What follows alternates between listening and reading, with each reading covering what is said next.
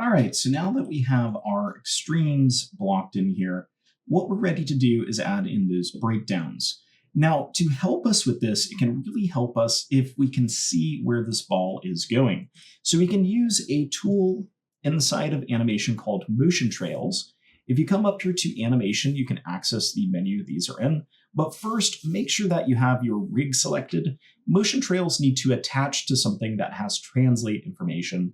Translate meaning movement information. And since our rig's super simple, we can just attach them right to the rig itself. To find this, you can go to the Visualize menu up here, and in Visualize, what we're going to select is the first option here called Create Editable Motion Trail. This will create a pathway that shows us how this is moving. So we can see this moving through the scene, and we can see those nice arcs that we've animated in. Now, the next thing we need to do is we need to come in here and we can add the squash and stretch in. So I'm going to want to come to my first frame here, and I'm going to want this to squash down against the ground and then stretch. But you'll notice I have a bit of a challenge because this is constantly moving. So what we can do is we can utilize the graph editor to change the interpolation of our frames to be off.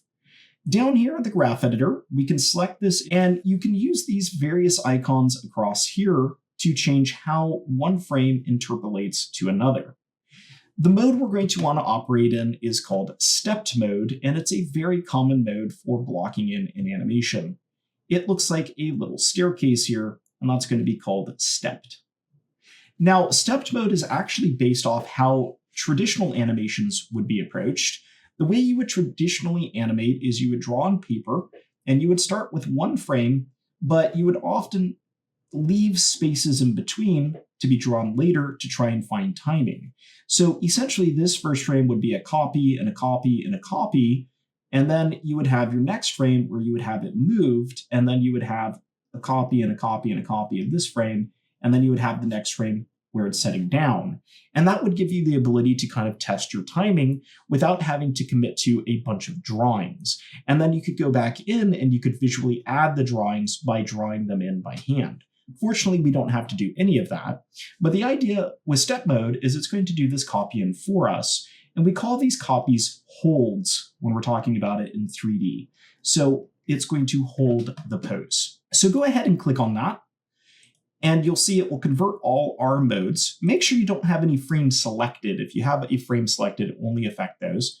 And if I hit my play button now, you'll see the animation is very different, where the ball is teleporting. That's because it's using holds. Now, what's nice is we can switch back to the original mode, which is called spline mode, anytime. And as a matter of fact, we're going to have to battle with that a bit because every time we set a keyframe, it default sets in spline mode. Now, there's likely a way we can change it so that doesn't happen, but just to get some practice going back and forth between step mode and spline mode, we're going to leave it be so that way we can get some experience turning it on and off and see how it functions by default. So let's come here to our first frame here, and I'm going to want this to squash down and then stretch up in the jump here. So I'm going to have my squash go for about 3 frames. I'm going to go from 1 to 15 and trigger my squash here.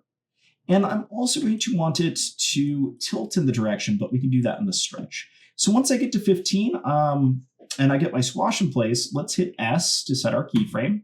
And you'll see what happens is spline turns back on. But we don't want that because we want to get our stretch frame in here. So we can just go ahead and click back to step mode here to get rid of that. And 3 frames after this at 18, I'm going to do my stretch. So I just kind of picked 3 frames arbitrarily. I felt that worked nice in our first one. But once we get that, we can stretch. And since we have our motion trail, we can rotate this to aim it in the direction it's going to go. It's one of the really nice things about having these visualizations. You can get an idea of the direction that needs to go in. And then we can hit S once we're satisfied. S for satisfy. There you go. And now, if we check this out, you'll see that we're going to have the ball squash, stretch, and jump. And notice how having it aimed in that direction and stretching in that direction kind of gives it a bit of a better feel going forward. Now, I'm done with this section, so I'm not worried that it's moved back into spline mode, but if I did want to convert it back to stepped, I could. And we could just see that teleporting for those first few frames. It's off frame though, so we won't really notice it. So let's move to the next one, which is where it comes down and lands here. Now for the land, I'm going to want to go 3 frames in front to do the stretch, to have it stretching down. I'm going to want the squash to be on the frame, and then 3 frames after to be the new stretch. So I'm going to be altering the original keyframe, which isn't uncommon when we're working in 3D. It's not something you would want to do working in 2D, because that would mean redrawing the whole thing. But since redrawing in 3D is not that painful, there's nothing wrong with it. Now, one issue I have, though, is if I go backwards, it kind of teleports to here rather than here. But what's nice is we can copy and paste this keyframe to save us some time and to get it back to this position. So I can highlight this keyframe here in the animation graph by clicking and dragging a box around it. So you can see I'm just clicking there and dragging. And we can go to Edit and Copy, move back 3 frames, and we can do an edit and paste. So that way it's down here. And then we can just modify this to be stretched, and we can rotate it to be angled back over here. Notice once again, I'm using my work camera to work, and I'm using my shot camera to check my poses and positioning. So I'm going to get that to look good along the motion trail in the shot camera, because that's really what I care about. And we're just going to hit the S key, and now we can see that coming up and squashing down. Or stretching down, rather. Now here we're going to get our squash, so I'll just squash that nice and flat. Hit the S key, and then we need to move forward 3 frames to stretch it out. So that's going to be at 39. And we'll go ahead and stretch into our next jump. And once again, I'm going to use the motion trail on the other screen to get an indication of the motion, where it needs to aim. And just hit the S key. Then it's going to be up, and we can repeat this process. So when it comes down here, I'll just highlight this here, do an edit copy. I'll move back 3 frames, do an edit paste, go ahead and stretch that out. And I'm going to make the stretch a little bit smaller because we have this tapering in terms of energy. And I'm just going to aim that back where it was, so that way visually it looks correct. Hit the S key, move forward to the squash, squash it a little bit less, hit the S key, move forward for my stretch frame, same deal here, stretch a little bit less, and angle it along the motion trail here based on what I'm seeing in my shot cam. Hit the S key. So I'll be squash and stretching there, comes up. Down here, we're going to get our last visible squash and stretch. So I'm going to move and copy this. So once again, edit copy. I'm going to move 3 frames, edit paste. That way it's in place here. We can stretch that back a little bit, angle it back a bit to where it was, and hit the S key. Come in here and squash it, just a little squash this time, not a lot. Move this forward 3 frames, stretch it out a bit, angle it towards where we're going to aim. Hit that S key.